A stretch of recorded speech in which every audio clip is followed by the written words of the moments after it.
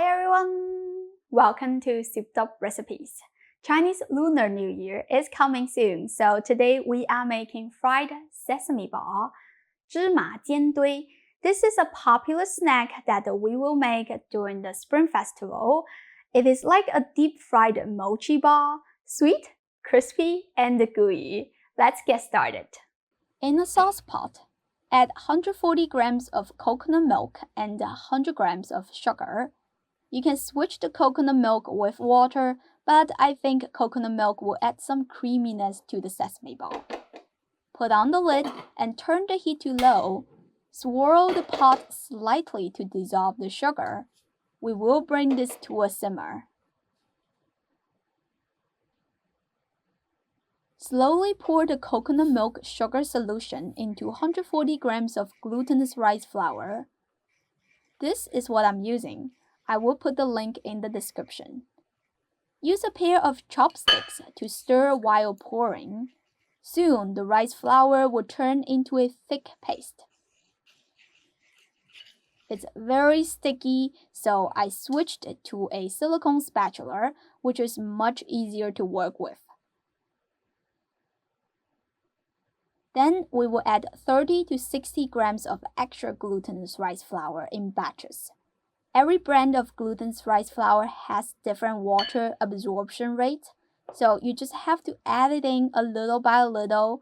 Keep an eye on the consistency. We want to get it into a smooth, non-stick dough.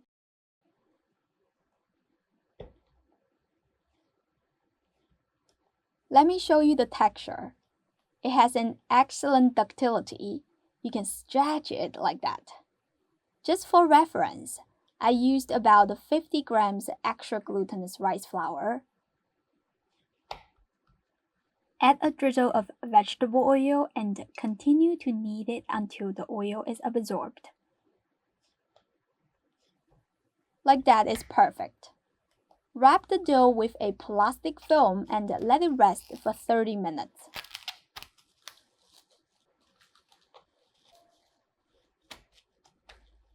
While waiting, we can divide the lotus paste into 16 even pieces and shape them into round, smooth balls.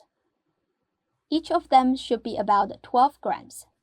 This is store-bought. That is what we use most of the time in China, especially around the Chinese New Year because every family is super busy preparing for the festival. I do have a demo video of making homemade lotus paste. If you have the time and attention, you can make your own. Besides lotus paste, you can also use red bean paste or mung bean paste.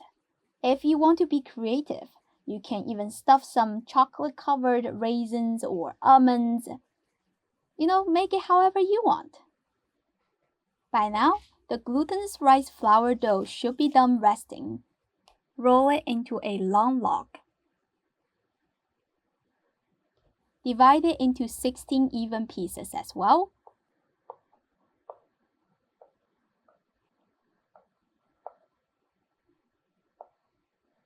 Each of them should be about 25 grams.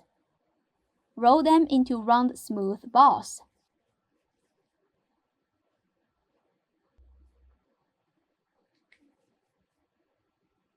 Cover them so they don't get dry. Take one piece of the glutinous rice ball. Use your thumb to poke in the middle and shape it into a small little ball.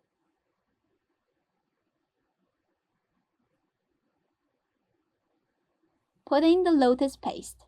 Then use your forefinger and your thumb to squeeze it around and push the wrapper up. When you get to the very end, just pinch and close it. Lightly wet your hand with a little bit of water and roll the rice ball with both of your hands to get it nice and smooth. Also, a little bit of moisture will help the rice ball to pick up the sesame seeds. You just roll it around in the sesame ball. Then roll it again with both of your hands to press the sesame seeds and make sure they stick to the surface.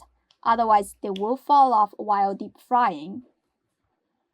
Glutinous rice ball is very sticky once cooked, so the sesame seeds here is not only just for flavor, it also prevents the glutinous rice ball from sticking to the bottom of the cookware.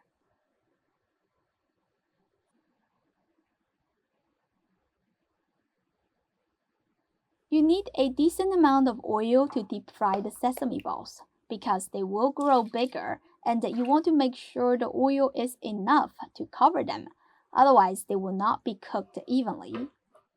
Heat the oil to 260 degrees Fahrenheit and add the sesame balls in. I'm going to fry them in 2 batches. Optionally, I like to use a tool to lift them up in the beginning so they don't touch the bottom directly. Once you see some bubbles appearing, you can release them. Stir them constantly so you don't get a burnt spot at the part where it contacts the bottom. 260 degrees Fahrenheit is a pretty low temperature. The reason for that is because we want to give enough time to warm up the sesame balls.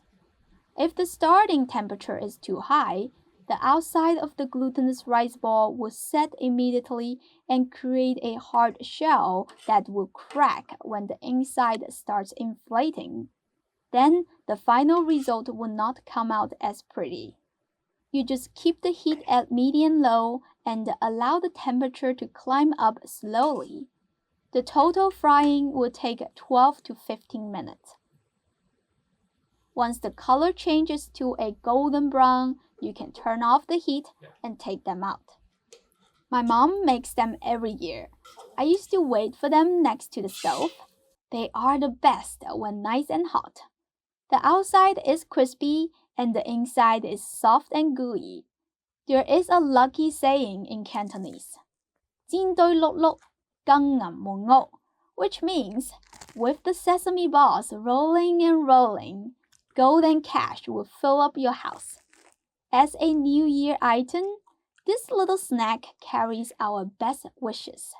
And I wish you and your family a safe, healthy, and happy New Year. I hope you can give this a try soon. If you did, leave me a comment, let me know how it goes. As always, don't forget to check the description where you can find all the links, including the printable recipe, the related videos, the purchase links for the special ingredients if you don't know where to buy them, or the tools that I have used in this video. Thank you for watching and I will see you next time. Bye!